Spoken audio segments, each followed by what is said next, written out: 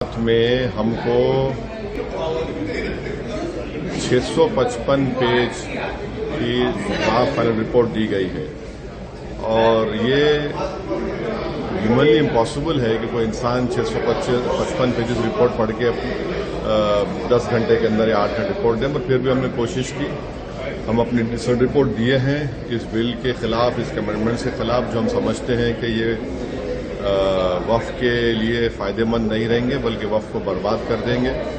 और ये ख़ास तौर से मुसलमानों को उनकी इबादत से महरूम करने के लिए ये आर्टिकल 26 का एक ग्रेव वायलेशन है। उसमें वफ़ बाय यूज़र को निकाल देना और फिर लिमिटेशन ऐप को अप्लाई करना, इवैक्यू के प्रोविज़न को हटा देना, ओवरराइडिंग लॉ को हटा देना, कलेक्टर कोई इख्तियार देना कि वो गवर्नमेंट प्रॉपर्टी का तय करे, ये सब वफ़ के मुफाद में नहीं है, वफ़ के फेवर में नहीं है। इससे हम शुरू से मैं कह रहा हूं कि ये मुसलमानों के खिलाफ बीजेपी ने अपनी आइडियोलॉजी की बुनियाद पर इस तरह का बिल लाया है और इससे वक्फ बोर्ड को नुकसान पहुंचाने के लिए, मुसलमानों की मस्जिदों को छीनने के लिए, और फ्यूचर में ऐसे बहुत से इश्यूज खड़े हो जाएंगे इस देश के सामने जो जरूरत नहीं है इस देश को।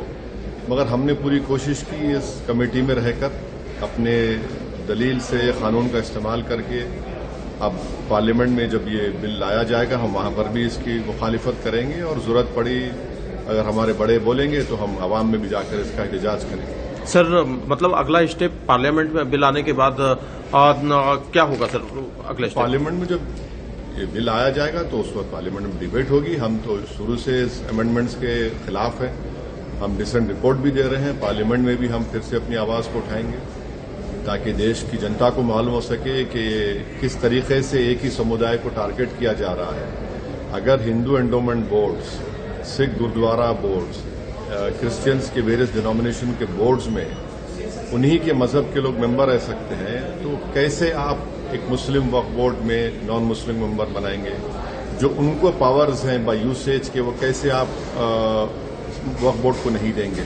तो ऑन पैरिटी के ऊपर हम बात कर रहे हैं, तो ये सब देश के सामने रखेंगे। वैसे साहब, दिल्ली चुनाव में आपके कैंडिडेट को सुप्रीम कोर्ट ने कुछ शर्तों